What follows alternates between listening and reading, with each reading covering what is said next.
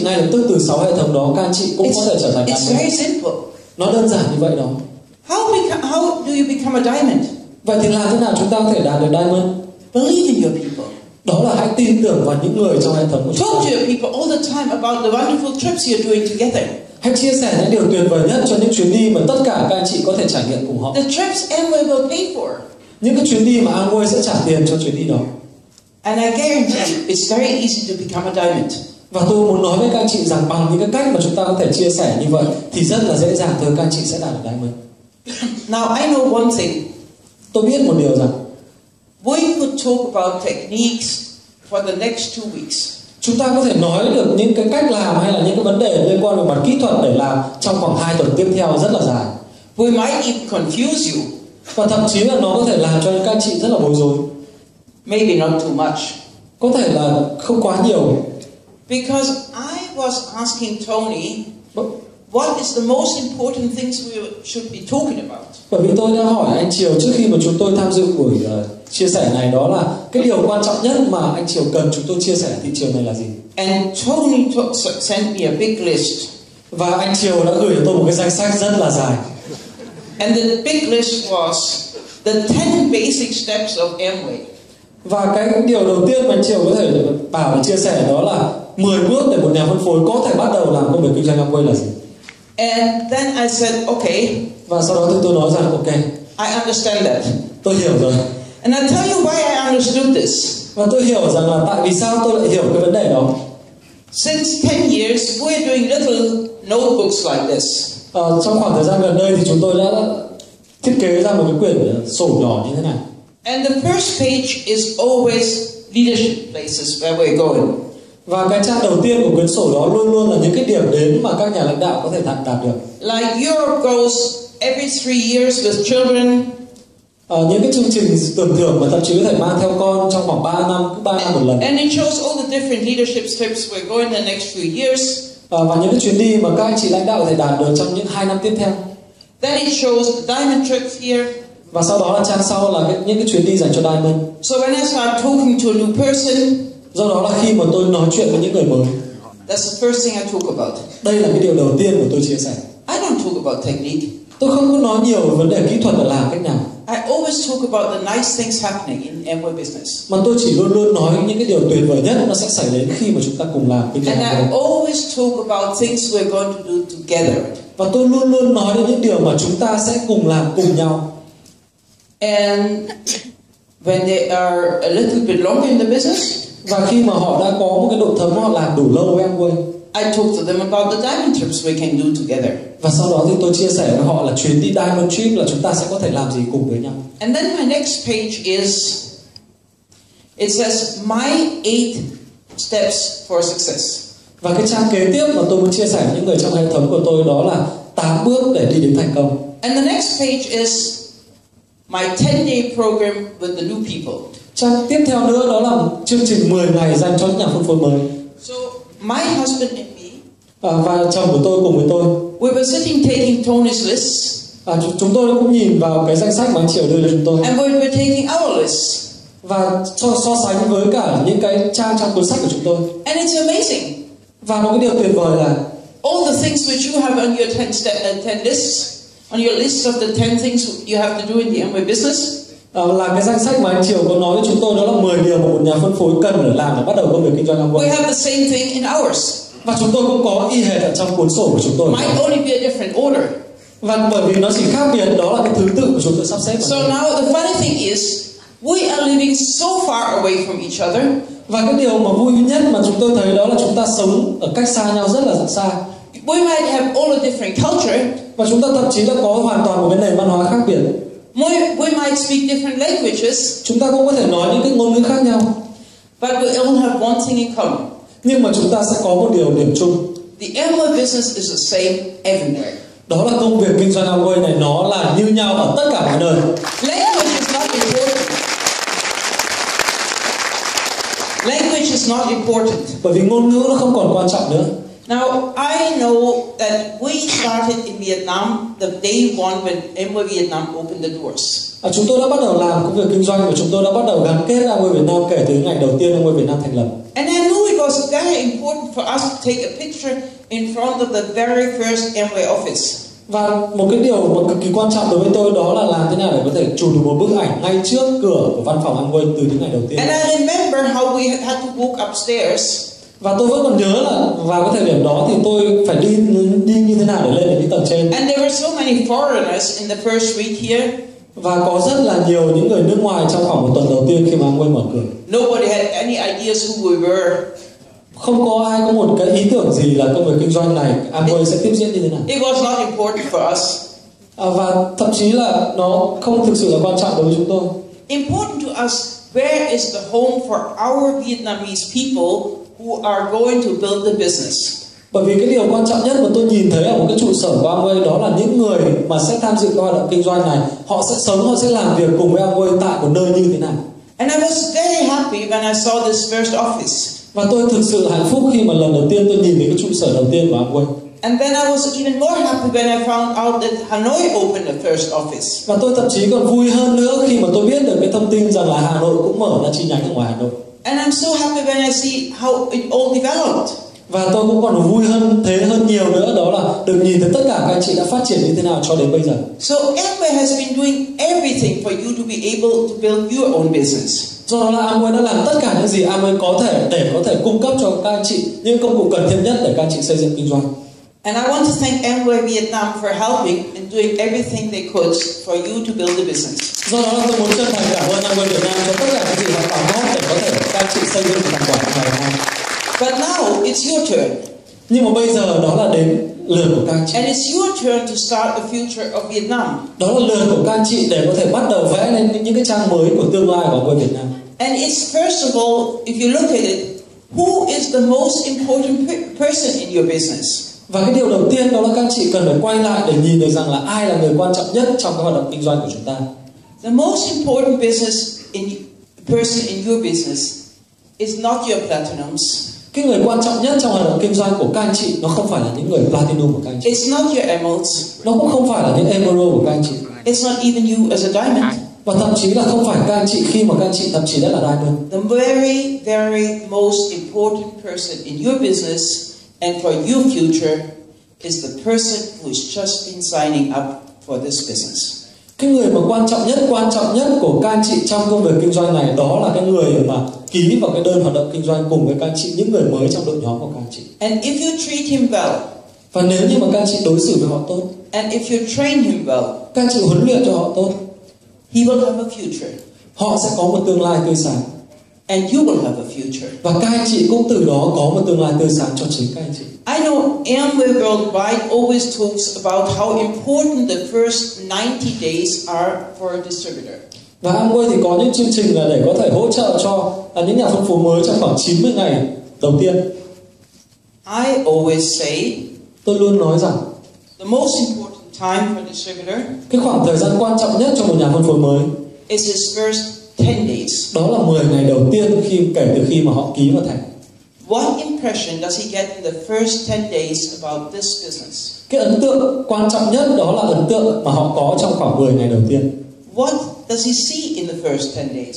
Những cái gì mà anh ấy hoặc là chị ấy nhìn thấy qua công việc kinh doanh này qua 10 ngày đầu tiên.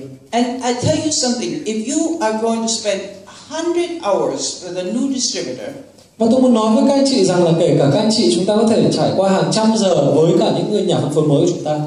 Over the next 1 year period, có thể là đến trải dài sang đến 1 năm tiếp theo, you can waste a lot of time. Các anh chị có thể phí phạm rất nhiều thời gian của mình. I always think the most important time is the first 10 days. Bởi vì đối với tôi luôn luôn quan trọng và tôi luôn luôn nhấn mạnh rằng là cái khoảng thời gian quan trọng nhất đó là 10 ngày đầu tiên. And I always think what is so important for him. Và tôi luôn luôn nghĩ rằng là vậy thì cái điều gì quan trọng nhất đối với cái người mới đó. Where I spend the most time on with a person in the beginning is find out why should he even be doing this business. Cái điều quan trọng đầu tiên mà tôi muốn tìm hiểu rằng là vậy thì với cái người mới này, cái điều quan trọng nhất để anh ấy có thể bắt đầu công việc kinh doanh đó là cái điều gì? Most people come from a regular job. Bởi vì đối với rất là nhiều người họ đến từ những cái công việc rất là bình thường. Some people come from small businesses. Thậm chí là với một số người thì họ có những hoạt động kinh doanh mô hình nhỏ. They have all different backgrounds. Họ có những cái background rất là khác nhau. What do they expect? Why should they start this business? Vậy thì cái điều mà họ trông đợi nhất, cái động lực mà họ làm công việc kinh doanh này nó là gì? Usually when you invite them, Bởi vì các anh chị cần phải biết khi mà các anh chị chuẩn bị mời họ, they don't expect to start a business. bởi vì họ không có mong chờ là họ bắt đầu một công việc kinh doanh. And especially they don't expect something which will change their life completely. Và thậm chí là họ còn quan trọng hơn đó là họ không mong chờ một ai đó sẽ đến và thay đổi cuộc đời của họ hoàn toàn. Now, I guarantee you one thing. Và tôi muốn đảm bảo với các anh chị một điều rằng When we started in 1976, khi mà chúng tôi bắt đầu công việc vào năm 1976, nobody would have sponsored us. không có một ai đứng ra bảo trợ cho chúng tôi. Nobody would have even invited us. Không có một ai thậm chí là mời chúng tôi hoạt động kinh doanh này. Because they thought we had a good income. Bởi vì họ nhìn thấy chúng tôi có một nguồn tài chính rất là tuyệt vời rồi. They thought we had a wonderful job. Họ nghĩ rằng chúng tôi đang có một công việc rất là tuyệt vời. With a lot of recognition. Với rất là nhiều những cái sự tưởng thưởng trong công việc của chúng tôi. But it was one American. Nhưng mà chỉ có một người Mỹ. Who didn't know us at all. Họ không hề biết gì về chúng tôi. Who placed a newspaper ad. Họ đưa cho chúng tôi một cái tờ báo. And I read it. Và tôi đã đọc cái quảng cáo đó. He never had seen me. Anh ấy thậm chí còn chưa bao giờ gặp tôi. He invited me to a meeting. Và anh ấy mời tôi đến một cái buổi hội thảo. And we went. Và chúng tôi đã đến buổi hội thảo đó. Good that he didn't know who we are. Và cái điều tuyệt vời đó là anh ấy không biết chúng tôi là ai. Good that he didn't know our occupation. Và họ không biết là chúng tôi đang làm cái gì. Maybe he wouldn't have invited us. Và thậm chí là có thể là anh ấy không có thực sự là muốn mời chúng tôi. Maybe he would have never given us the opportunity. Có thể là anh ấy không có đưa ra những cái cơ hội cho chúng tôi. And you know, in all the next 38 years, there was never one single person who talked to us about the Amway business in no country in the world. Và có thể là anh ấy không biết được rằng 38 năm sau thì có không còn một ai có thể mời họ đến buổi hội thảo nữa. So I think we were looking. Và do đó tôi nghĩ được rằng chúng ta đang tìm kiếm. We needed money. Chúng ta cần tiền tài chính. We wouldn't go around and tell everybody we need money, we need money, we need money. Nhưng mà chúng ta sẽ không đi đến từng người và chúng ta nói rằng là chúng ta đang cần tài chính dư giả, chúng ta không cần tiền. And I didn't have a sign around me, we need money. Và chúng ta không cần phải đeo một cái bảng trước ngực chúng ta và ghi rõ rằng là chúng ta rất là cần tiền. And I did not have a sign around my back where it says I hate my job. Và chúng ta cũng không có những cái người mà đeo một cái tấm bảng ở đằng sau lưng họ và chỉ ra rằng là họ đang rất là ghét công việc hiện tại của họ.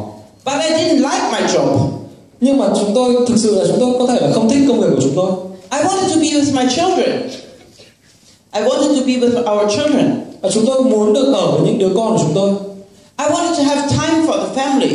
Chúng tôi muốn dành được thời gian dành cho gia đình của chúng tôi. And I didn't want to be tired every day. Và chúng tôi không muốn rằng là chúng tôi sau mỗi ngày làm việc lại rất là mệt mỏi. We went to a little spa outside of Hanoi called Flamingo Spa. Và chúng tôi đã đến một cái resort, một cái spa ở phía ngoài Hà Nội tên là Flamingo. And I met a young lady and she was the only one who could speak English there. Và tôi gặp một người phụ nữ ở đó, cái người duy nhất mà có thể nói được tiếng Anh ở khu đó. And she was employed at that resort to teach people English. Và cô ấy được thuê làm việc ở cái khu resort đó để dạy tiếng Anh cho những người khác. Because the resort wants to get foreigners to Bởi vì cái khu resort đó thì cái khu nghỉ đó họ muốn là sẽ thu hút được những du khách nước ngoài. But it will be very difficult to get foreigners there if nobody speaks English. Nhưng mà sẽ rất là khó để có thể thu hút được những người nước ngoài mà đến đó khi mà những nhân viên không biết tiếng Anh. If you want to have some food and there's only Vietnamese menu, nếu như mà các bạn muốn đặt một số cái thức ăn nhưng mà các bạn không biết tiếng Anh, how do you order food? Không biết tiếng Việt thì làm thế nào để chúng ta có thể đạt được đồ ăn? It's an adventure.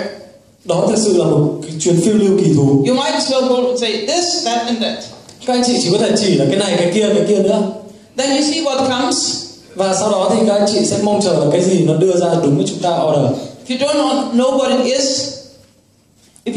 know what it is, và có thể là các anh chị không biết nó là cái gì nữa.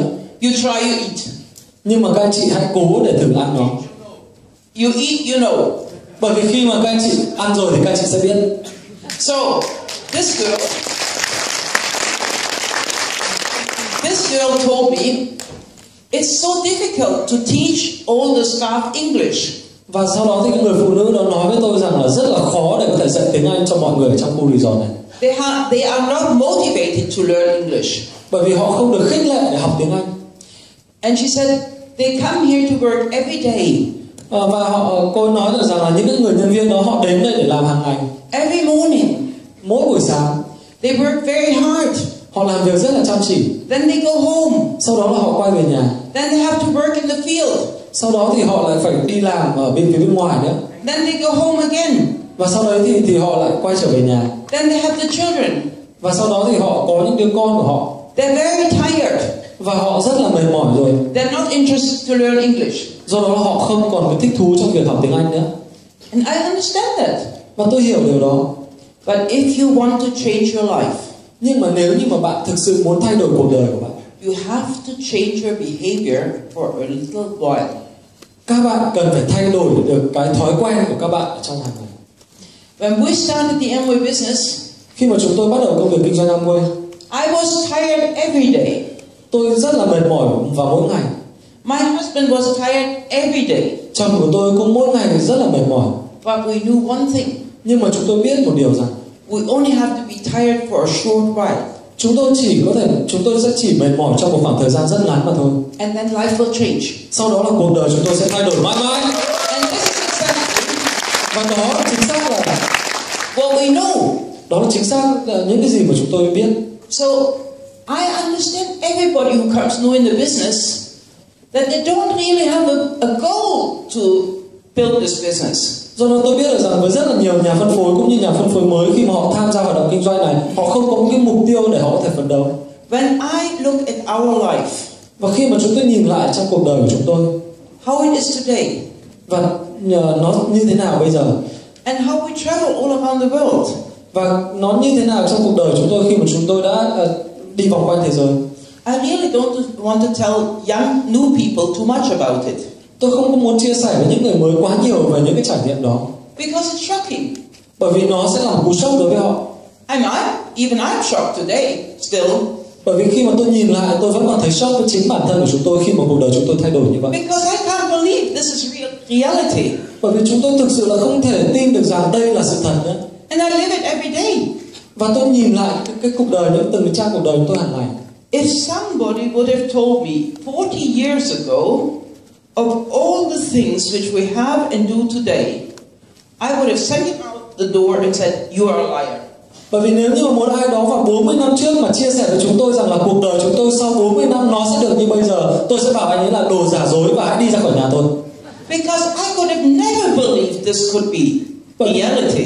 Bởi vì bản thân tôi còn chưa bao giờ có thể tin được rằng đây nó là sự thật. Now imagine you talk to somebody who is working in a bank. Và bây giờ hãy tưởng tượng rằng là các anh chị nói chuyện với một nhân viên ngân hàng.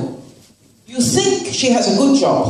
Các anh chị nghĩ rằng là người đó đang có một công việc rất tốt. If she works in a bank, she surely has a good job. Bởi vì một người mà đang làm ở ngân hàng thì có thể là đang có một công việc rất tốt. Maybe she has a family. Có thể là họ cũng có những thành viên trong gia đình của họ. And maybe she has a husband who has a good job as well. Và có thể là người đó đã có chồng rồi và cũng có một công việc rất tốt. Now, what is going on in your head? Vậy thì cái điều gì mà có thể là thôi thúc họ? Do you think she has too much money already? Và liệu các anh chị nghĩ được rằng cái cặp vợ chồng đó họ đã có rất nhiều tiền rồi không? Why should she do this business? Tại sao họ lại nên làm kinh doanh cùng với mình? Oh, there's so many things going on in your head. Chắc chắn là có rất là nhiều cái ý tưởng, cái luồng suy nghĩ và xung quanh trong đầu các anh chị. Maybe only one thing is missing. Nhưng mà có một điều mà có thể các anh chị đã bị lỡ. I'm offering the biggest opportunity in the world. Mà chúng ta đang chia sẻ cơ hội kinh doanh tuyệt vời nhất và lớn nhất trên thế giới. An unbelievable opportunity. Và chính tôi tin tưởng vào cái sự thật của công việc kinh doanh này. Something which will change somebody's life for the better. Bởi vì tất cả những điều mà chúng ta có thể chia sẻ nó sẽ thay đổi hoàn toàn cuộc sống của họ. And not only their own life. Và không chỉ là cuộc sống của bản thân họ, but thousands of other people's lives as well. Mà là cuộc sống của hàng ngàn người nữa.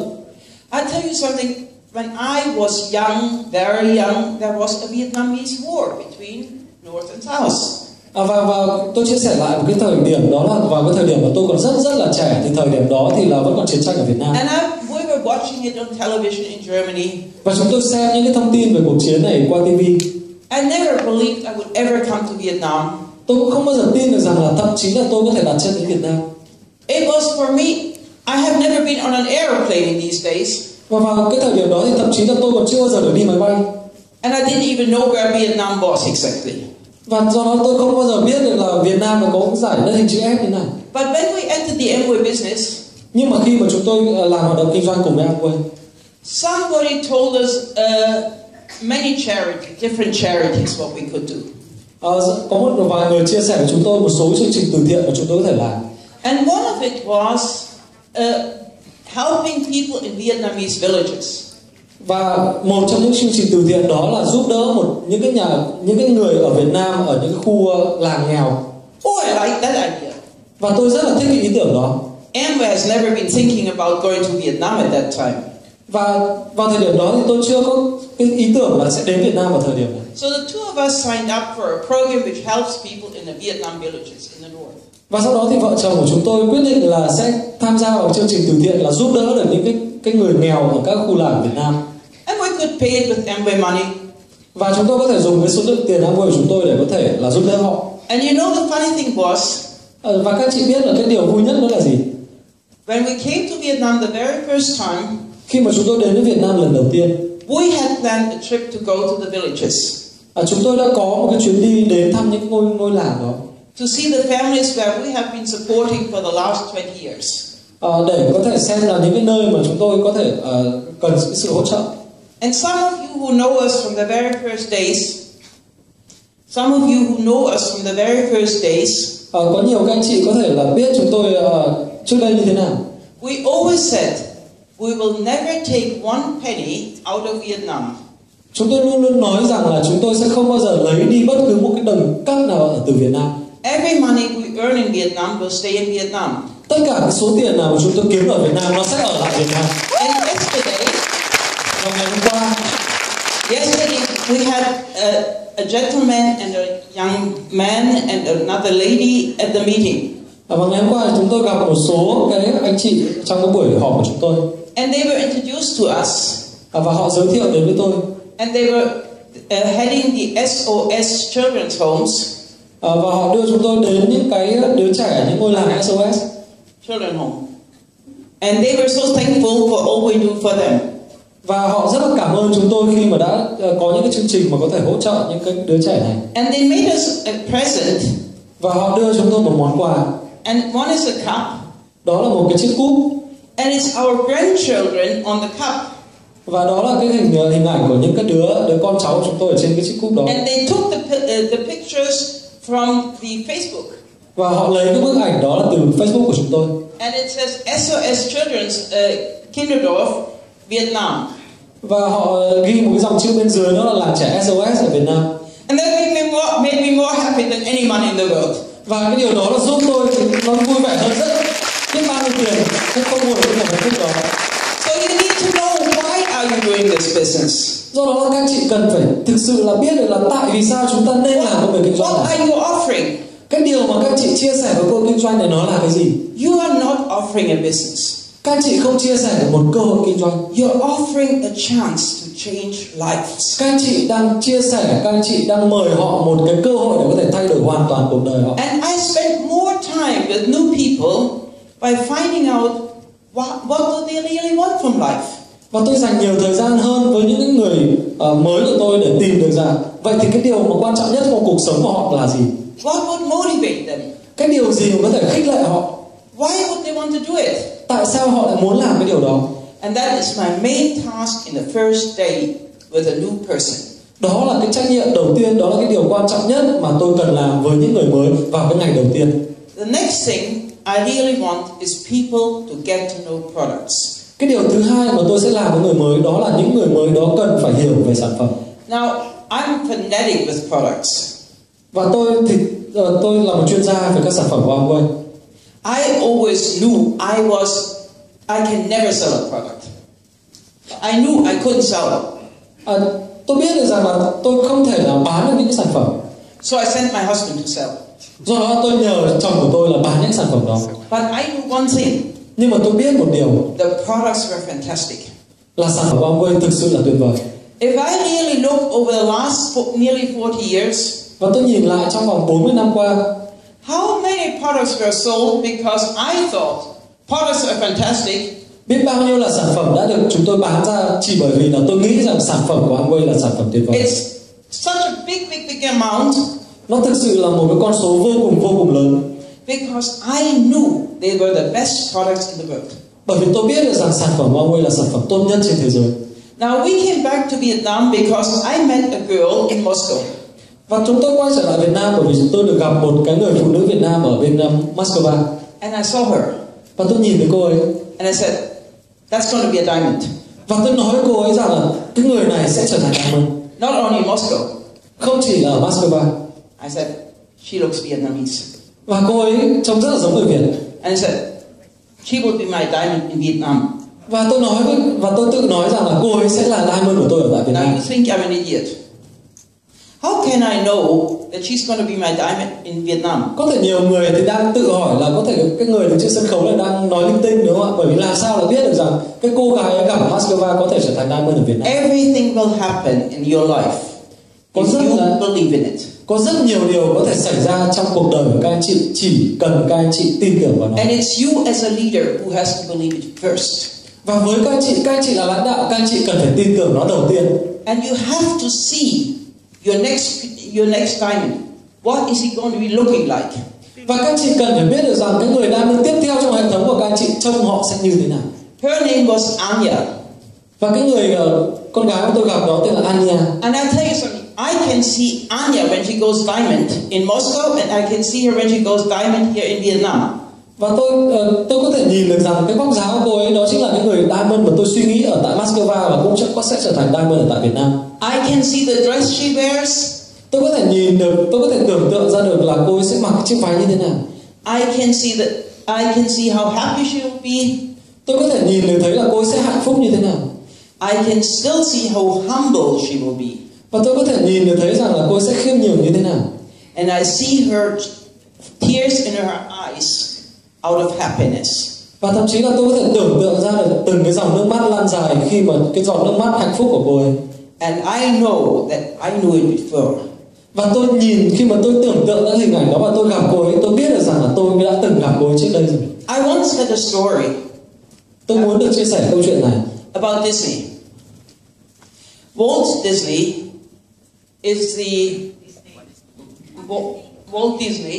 is the person who started Disney. Và tôi muốn chia sẻ câu chuyện về Walt Disney. Ông Walt Disney đó là cái người đã sáng lập ra hãng Walt Disney. He had all the plans for it, all the visions. Ông ấy có một cái tầm nhìn rất là rộng lớn. And unfortunately he died. Nhưng mà rất là bất hạnh là ông ấy đã chết. Before the opening, trước cái ngày khai trương of the first Disney park, của công viên Disney đầu tiên trên thế giới. But he had a friend. Nhưng mà ông ấy có rất là nhiều những người bạn. The friend only was a bookkeeper. Và những người bạn này thì là những người mà kế toán. Many times say don't do this, don't do this, don't do this. Và những người kế toán thường là những người trong công ty nói là không nên làm cái này, không nên làm cái kia. Because bookkeepers can only see figures. Bởi vì những người kế toán thì họ thường xuyên là chỉ nhìn những con số mà thôi. So there was this big opening of the first Disney park in USA. Và vào cái thời điểm là cái buổi khai trương của cái công viên Disney đầu tiên ở tại New York. And there was the press. Và rất là nhiều cánh báo chí ở đó. And a big celebration. Và một cái chương trình trang trí cũng như là mở cửa rất là lộng lẫy. And one of the journalists asked the friend of Disney. Và một cái người nhà báo thì đã hỏi cái người bạn của ông Walt Disney. Or better, he didn't ask. He said, "Wouldn't it have been fantastic if Walt Disney could have been here and see this all?" Cái điều mà liệu các anh chị có thể tưởng tượng được rằng nó sẽ tuyệt vời như nào nếu như mà Walt Disney được nhìn thấy cảnh tượng mà khai trương công viên Walt Disney đầu tiên này. And his friend said, và cái người bạn của Walt Disney nói rằng he's already seen it because if he hadn't seen it, it wouldn't be here. Ông ấy đã từng thấy nó rồi, và bởi vì nếu như mà ông ấy không từng thấy cái điều này thì rõ ràng là ông ấy sẽ không bao giờ làm cái công viên nó giống như thế này. And this always reminds me, however big you see your business, Đó là bất kể cái cách mà các bạn nhìn thấy công việc kinh doanh này nó lớn như thế nào, however big your vision is, cái tầm nhìn của các anh chị lớn như thế nào, the vision for your people, cái tầm nhìn của các anh chị cho những người trong đội nhóm của các anh chị, the vision for the future, cái tầm nhìn cho tương lai, that's how big your business will be one day. đó là cái sự lớn mạnh của công việc kinh doanh này, nó sẽ lớn theo tầm nhìn của các anh chị giống như vậy. In June of 1989, Vào tháng 6 năm 1989, my husband went to Eastern Germany. chồng của tôi đi đến Đông Đức. There was still a big wall between East and West Germany. Và vào thời điểm đó thì vẫn còn cái bức tường rất là lớn ngăn cách giữa Đông Đức và Tây Đức. And it was nearly impossible for somebody from West Germany or somebody from East Germany to get a visa. Vào cái thời điểm đó thì gần như không thể lấy được visa để có thể đi từ Đông Đức sang Tây Đức và ngược lại. It took my husband nearly 1 year Chồng của tôi thì đã mất gần 1 năm to get a visa for himself and for our youngest son Danny at that time. để có thể có được visa cho bản thân ông ấy và con trai của chúng tôi là Danny. Because my husband's family really comes from eastern part of Germany. Bởi vì gia đình của chồng tôi thì hầu hết họ đều đến từ phía đông nước Đức. And my husband wanted to show his son where the roots are. Do đó là chồng của tôi thì muốn chia sẻ cho con trai của chúng tôi thấy được rằng là những người họ hàng mới đến như thế nào. Nobody could imagine that the wall would ever come down. Và không có một ai tưởng tượng được rằng là cái bức tường đó có một ngày là nó sẽ bị dỡ đi. So they went there. Do đó là họ đến đó. Only half a year later, the wall came down. Chỉ một nửa năm sau thì bức tường nó được dỡ bỏ. And today, all the young people there don't even know how it was once.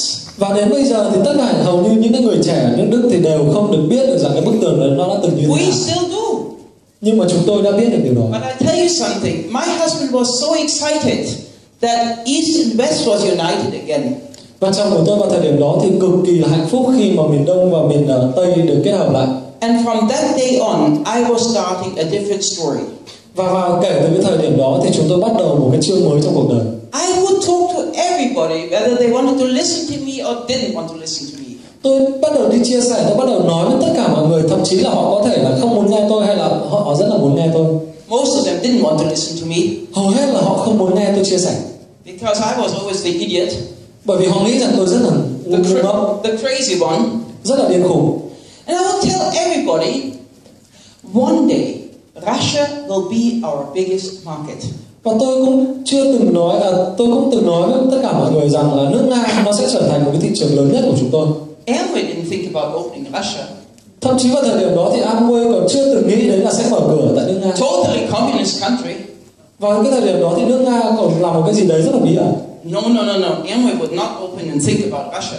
Không, Amway sẽ không bao giờ nghĩ tới cái việc là sẽ mở cửa thị trường ở tại. And I was keeping on talking about Russia will be our biggest market. Và tôi luôn luôn tự nói với mọi người cũng như tự nói với bản thân rằng nước Nga sẽ là thị trường lớn nhất của tôi. And one day we were sitting together with Rich DeVos. Và một ngày khi mà chúng tôi ngồi lại với cả Rich DeVos. And I said, Rich, I tell you one thing. Rich tôi muốn nói với anh một điều. You open Russia and Russia will be our biggest market. Ông hãy mở cửa nước Nga đi và nước Nga sẽ trở thành thị trường lớn nhất của chúng tôi. I think most people would have said, is she stupid? Và tôi nghĩ rằng là nếu như mà một số người gặp phải câu nói đó thì hầu hết họ sẽ nghĩ rằng là tôi rất là ngu si. Talking to the founders of the company, nói với một người đồng sáng lập của công ty rằng, telling the founders of the company Russia would be our biggest market. Nói với một người đồng sáng lập của một công ty Amway rằng là nước Nga sẽ trở thành cái thị trường lớn nhất của tôi. And nobody had any thoughts even of opening Russia. Và vào thời điểm đó thì thậm chí chưa ai nghĩ được rằng là sẽ mở cửa thị trường ở tại nước Nga mà tôi đã nói điều đó. I told all our family Russia will be our biggest market. Tôi nói với tất cả mọi người trong gia đình của tôi rằng nước Nga sẽ trở thành cái thị trường lớn nhất của tôi. It took a long time. Mất khoảng một thời gian khá dài. But I sent our son David to Russia. Nhưng mà tôi bắt đầu gửi người con của tôi đến với nước Nga. And I said, David, Russia will be our biggest market. Và tôi nói rằng là con trai nước Nga sẽ trở thành thị trường lớn nhất của chúng ta đó. David went with 2 suitcases. Và con trai của tôi thì lúc đó cầm theo 2 cái hành lý rất là lớn. In one he had his clothes. Một cái thì anh chứa quần áo. In one he had Amway products. Cái còn lại thì là anh có sản phẩm của Amway. He asked me, where shall I live? Where shall I live? Và anh ấy nói với tôi rằng là vậy thì khi nào thì con nên đi? He surely expected me to stay in a 5-star hotel.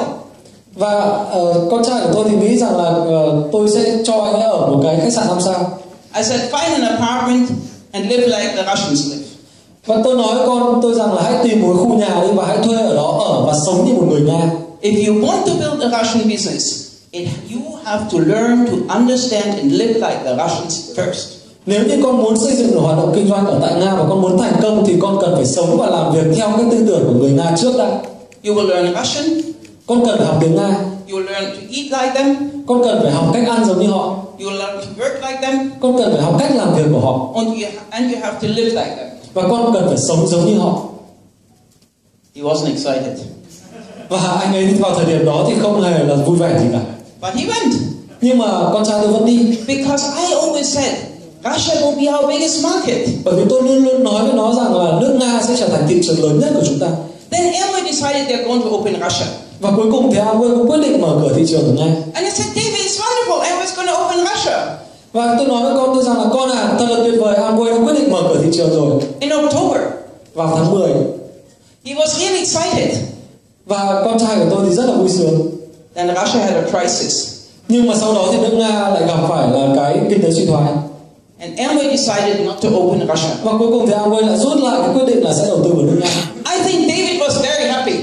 Và do đó tôi biết được rằng là con trai của tôi đã sung sướng gần như là đến chết ở thời điểm đó. He said, can I go home now?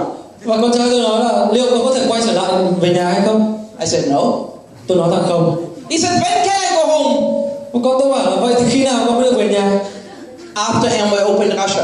Tôi nói rằng là chỉ khi nào mà Amway mở cửa thị trường ở tại Nga. When will that be?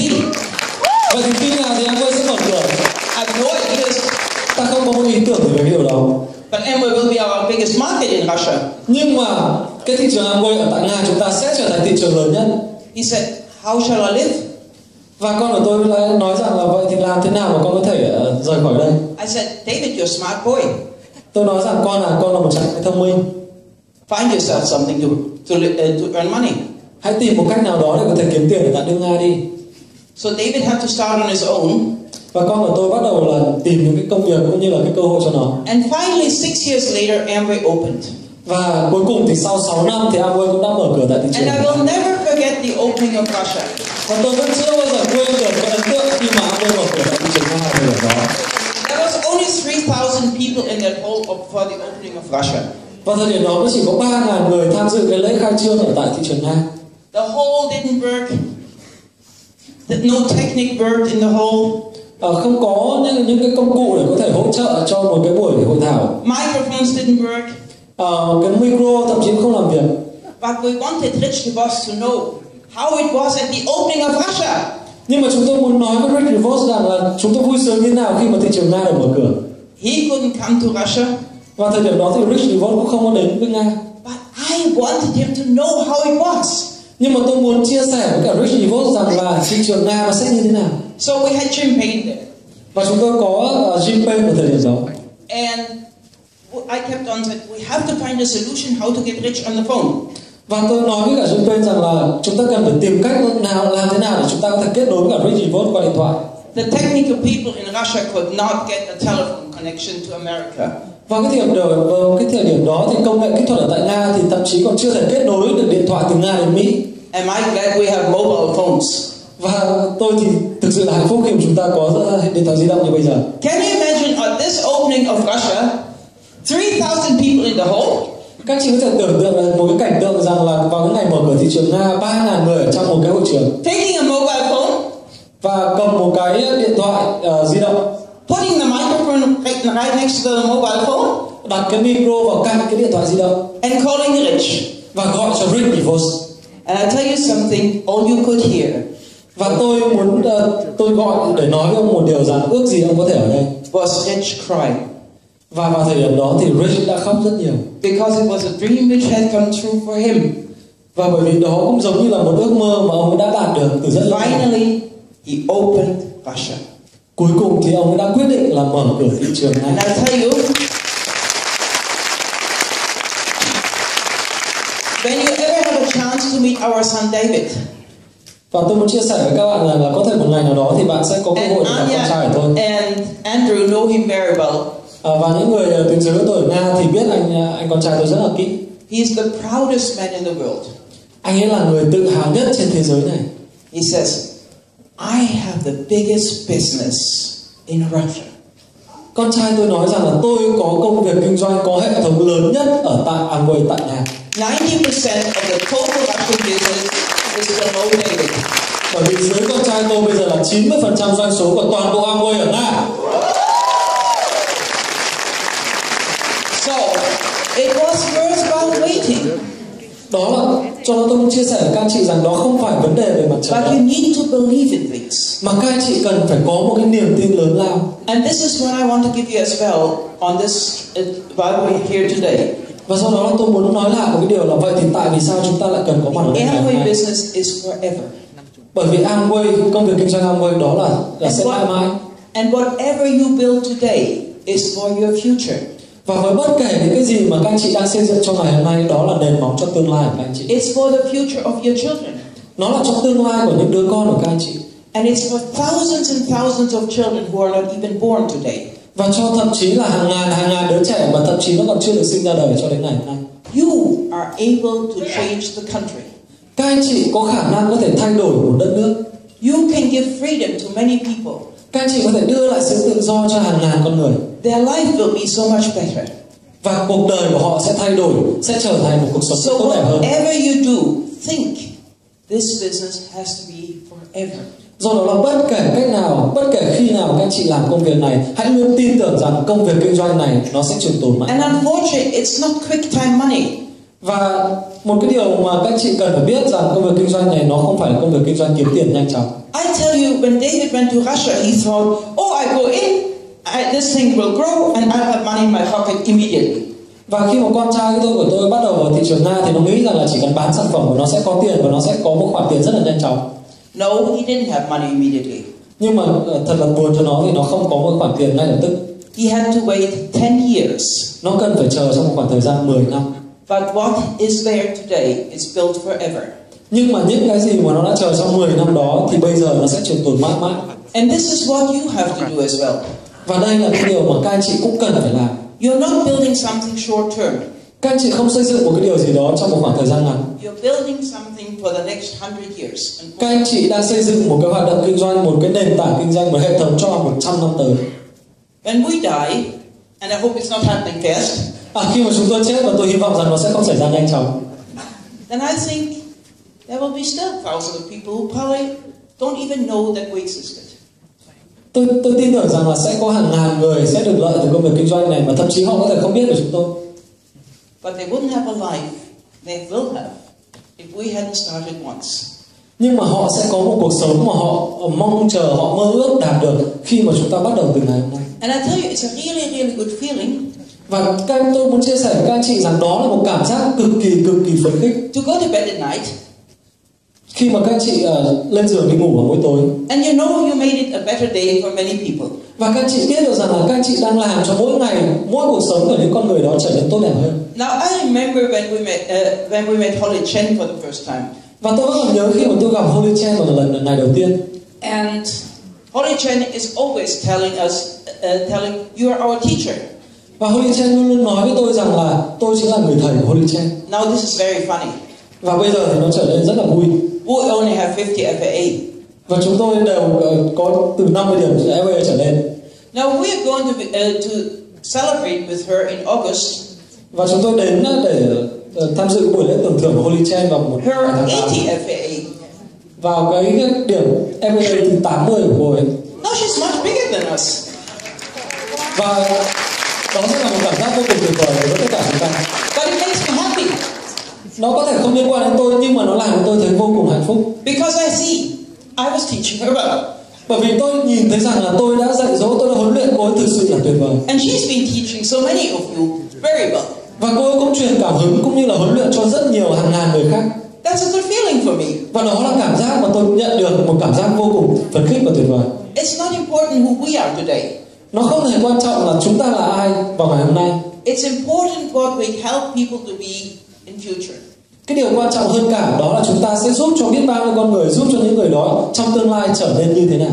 So we started actually with the second point, which was the products. Do đó tôi muốn quay trở lại với cái khái niệm, một cái vấn đề thứ hai đó là về sản phẩm. And during the break, Anya had a chance to meet meet Tony. Qua giờ giải lao thì người tuyến dưới tôi ở Nga thì đã có cơ hội gặp anh Triều. And I was telling Tony, Anya is the best girl who can sell the most products herself. Và tôi nói với anh Triều rằng là người tuyến dưới này của tôi là một người vô cùng tuyệt vời và cô ấy bán hàng cho bản thân cô ấy rất là tốt. She's the only one I know who can sell more than 5,000 PV every month.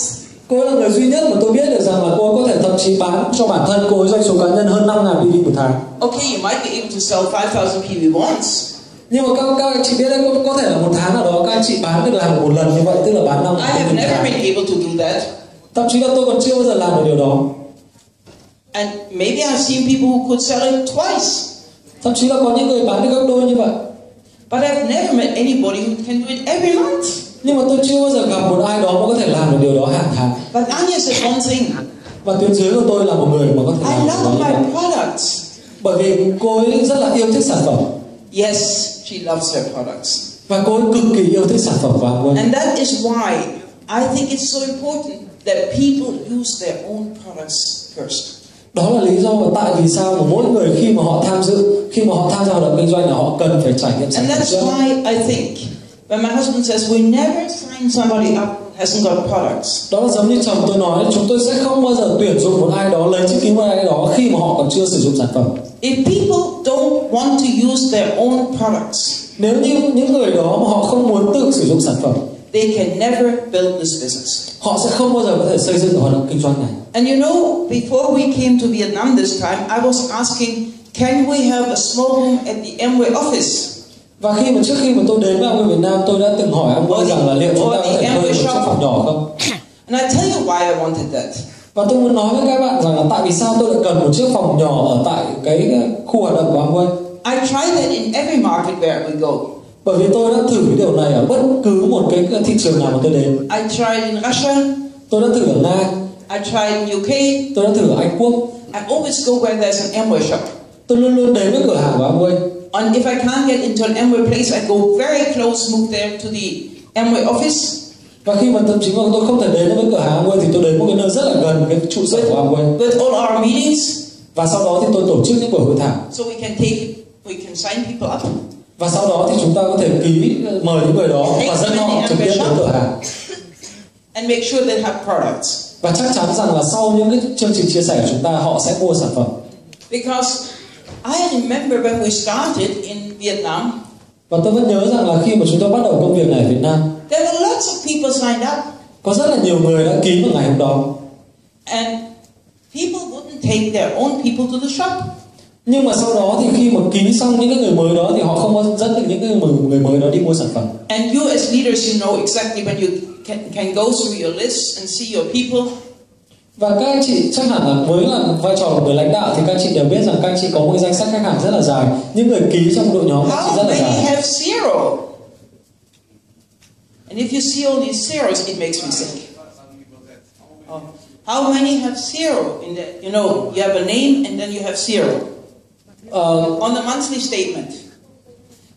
When you go through the list of your people, you see the name and the PV.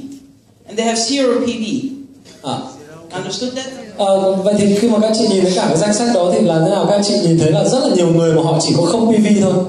When I see zero PV, that means to me.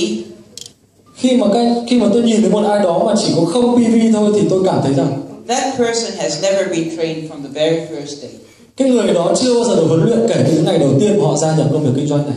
And this is why I spend more time in the first 10 days with people than any other time. Do đó tôi dành thời gian nhiều nhất của tôi dành cho những người mới trong khoảng thời gian 10 ngày đầu tiên kể từ khi mà họ gia nhập hơn bất kỳ một cái khoảng thời gian nào khác. We go to their home, even today we do that. Chúng tôi đến tận nhà của họ, thậm chí là đến tận bây giờ khi chúng tôi đạt cấp độ này chúng tôi vẫn làm như vậy. And we replace every product in their home with Amway products. Chúng tôi đặt từng cái sản phẩm, chúng tôi thay thế từng cái sản phẩm trong gia đình của họ với sản phẩm của Amway. And we really train them in their own home. Và thậm chí là chúng tôi gần như thay đổi toàn bộ cả cái khu nhà của họ. So every product is open. Mọi sản phẩm đều được mở ra và dùng. They cannot return it. Và sau đó thì bởi vì đã mở ra rồi họ không thể nào trả lại được, đúng không ạ? And they start using it. Và sau đó thì họ bắt đầu sử dụng sản phẩm. So that makes sense to me.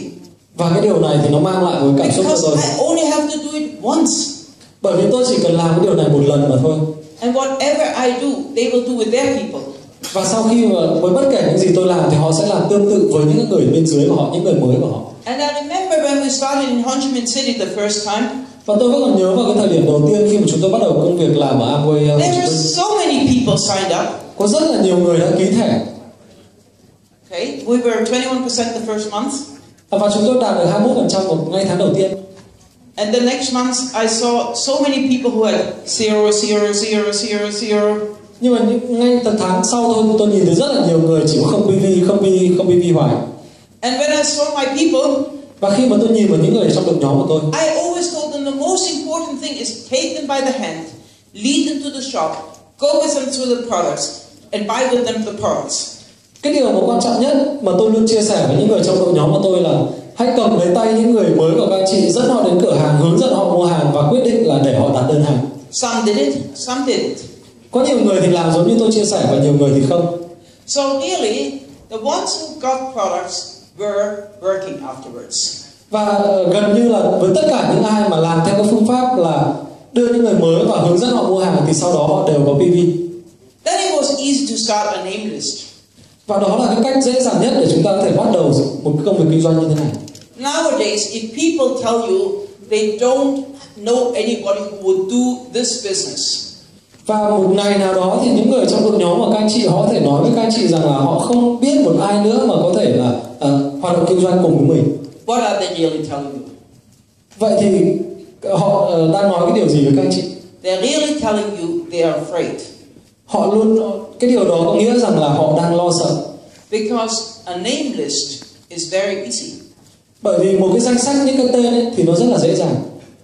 I see everybody with a mobile phone. Tôi nhìn thấy rất là nhiều người có những cái điện thoại di động. Tell me how many names do you think are in a mobile phone?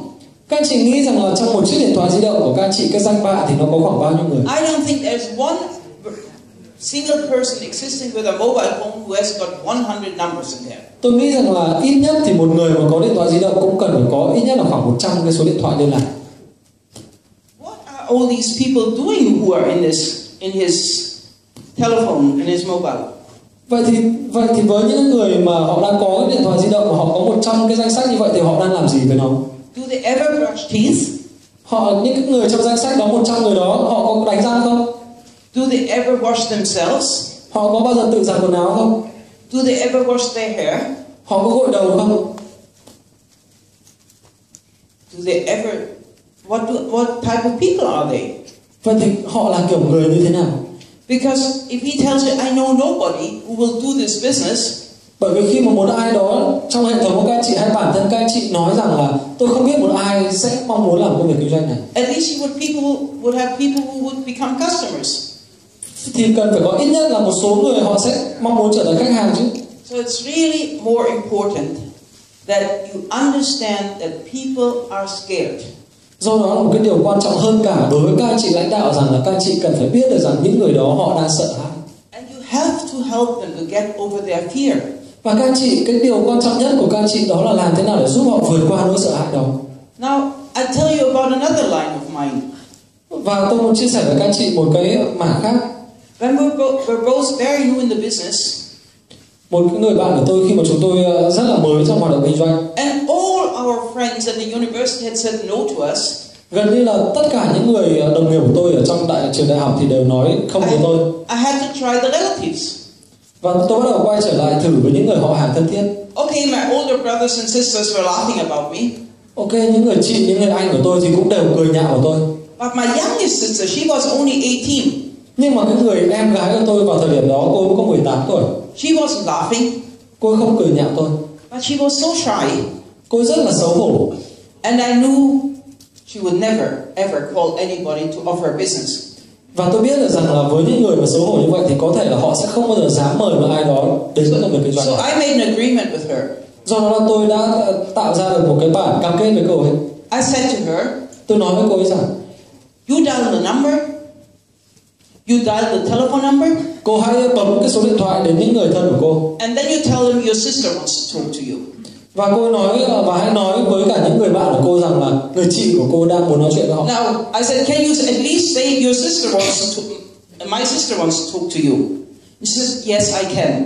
Và tôi nói với cô rằng liệu em có thể làm điều đó cho chị hay không? So she dialed the telephone number, Sau đó thì em gái sẽ bắt đầu bấm các số điện thoại. and she said her name. Và sau đấy là cô bắt đầu đưa ra những cái tên. My sister wants to talk to you. Và khi mà nói với điện thoại thì cô bắt đầu bập bẹ là chị của tôi muốn nói chuyện với các bạn. Then she handed me the phone. Và sau đấy thì là cô ấy là ngay lập tức là bấm nút là kết thúc cuộc gọi. And that was it. So I had to start making the appointments. Và sau đó thì tôi bắt đầu thiết lập các cuộc hẹn. But you know, this is today our strongest line, which goes in 28 countries in the world. Nhưng mà các anh chị biết đấy là cái hệ thống mà lớn mạnh nhất trong suốt 28 thị trường của tôi đang có mặt bây giờ. And in that leg is 15 crown ambassadors. Và ở cái thị trường đó, ở cái hệ thống đó thì bây giờ đang có 15 Crown Ambassador. Wasn't it worthwhile you telling her, I'll make the appointments for you. All you need to say, my sister wants to talk to you. Vào cái thời điểm đó thì tôi nói với em gái của tôi rằng là em chỉ cần gọi và bảo là chị gái của tôi muốn nói chuyện với bạn mà thôi, và tự bản thân chị sẽ thiết lập cuộc hẹn. Sometimes you have to help them to overcome the fear. Do đó là đôi khi các anh chị cần phải giúp những người tuyến dưới của các anh chị vượt qua được nỗi sợ hãi trong bản thân. I tell you, I could have spent 10 hours, 20 hours to tell her, you can do it. Keep on calling and listen to all the no's. Oh, it makes no difference if people said no. Keep on calling. Và tôi tiếp tục là sử dụng 10 tiếng, 20 tiếng, thậm chí hàng giờ liền ở sau đó để tiếp tục nói với người em của tôi rằng là em có thể làm được, em có thể làm được điều đó, hãy bỏ qua nỗi sợ hãi, hãy đừng lo sợ những cái sự từ chối. It wouldn't have helped because it would not have helped because she had no confidence whatsoever. Và cái điểm đó thì có thể là nó sẽ chưa giúp được cô ấy vượt qua được ngay cái nỗi sợ hãi bởi vì cô ấy thiếu sự tự tin. She became a platinum without ever showing a plan herself. Và cô ấy thậm chí là đã trở thành platinum khi mà cô ấy chưa có chia sẻ cái chương trình trả thưởng của Amway với bất cứ ai. She became Germany's youngest diamond after 18 months. Cô ấy trở thành người diamond là nhanh nhất ở thị trường ở Đức sau có 18 tháng. Trẻ nhất ở thị trường Đức. So whenever you have people who say I don't know anybody, do đó là bất cứ khi nào mà các anh chị gặp một ai đó nói rằng là tôi không có biết một ai cả, don't believe that. Đừng có tin vào điều đó. They all know somebody. Bởi vì họ chắc chắn là họ phải biết một ai đó. They're only scared. Nhưng mà họ đang sợ hãi mà thôi. And the best way to help them not to be scared. Và cái điều quan trọng nhất, cái điều dễ nhất để có thể giúp họ vượt qua sợ hãi. Help them in the beginning. You do the work for them in the beginning. Hãy giúp họ làm những cái việc cơ bản đó kể từ cái thời khắc ban đầu. How did I get her to do the business herself? Và làm thế nào để có thể là giúp đỡ họ có thể tự kinh doanh được? She was scared doing the plan. Cô ấy rất là lo sợ trong khi mà cô ấy chia sẻ các chương trình trả She thưởng. was scared using the telephone. Cô ấy lo sợ những khi mà phải bóc máy gọi điện. But she loved products. Nhưng mà cô ấy yêu thích sản phẩm. And every time we were showing the plan, she did the products. Và do đó là mỗi khi mà chúng tôi chia sẻ về chương trình trả thưởng thì cô ấy lại nhận trách nhiệm về mảng sản phẩm. That was for her giving her confidence. Đó là cái cách mà để giúp cô ấy tích lũy được sự tự tin. And she could see good results. Và sau đó thì cô ấy tự bắt đầu bán được những sản phẩm cho chính bản thân. And every week she got more excited. Và sau đó cái sự bán hàng được ấy làm cho cô ấy thấy phấn khích hơn. And after a few months she could do anything. Và chỉ sau vài tháng là cô ấy đã có thể làm được tất cả mọi thứ. And this is what will happen to your people. Và đó là cái điều mà nó có thể xảy ra với những người trong đội nhóm của các anh chị. This business is the easiest business in the world. Đây là công việc kinh doanh mà theo tôi nó dễ dàng nhất trên thế giới này. But you have to believe. Nhưng mà các anh chị cần phải có một niềm tin. You have to believe in yourself. Các anh chị cần phải tin tưởng vào chính bản thân mình. You have to believe in your people. Các anh chị cần phải tin tưởng vào những con người trong hệ thống của mình. You have to believe in your products. Các anh chị cần phải tin tưởng vào sản phẩm của And Amway. you have to believe in the future. Và các anh chị cần phải tin tưởng vào tương lai tươi sáng trước mắt. This business is the best opportunity in the world. Đây là công việc kinh doanh mà sẽ mang lại cơ hội tuyệt vời nhất trên thế giới này. And right now here in Vietnam, you are right at the beginning. Và vào cái thời điểm này thì các anh chị chính là những người tuyệt vời nhất khi mà các anh chị đã tham gia từ những ngày đầu tiên. You can be very proud that you have 41 diamonds. Các anh chị ở thị trường này, các anh chị cần phải rất là tự hào khi mà các anh chị đã có 41 diamond trở lên. You can be very proud that you have a crown ambassador.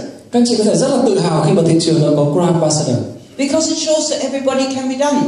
Bởi vì nó chỉ ra rằng nó là một cái tấm gương để chỉ được thấy rằng là mọi thứ đều có thể xảy ra. But even when you look at these results, Nhưng mà kể cả khi mà các anh chị nhìn thấy những cái kết quả, never forget, đừng quên rằng you are just at the beginning. Các anh chị mới chỉ ở cái thời điểm bắt đầu. And the future for Vietnam is going to be fantastic.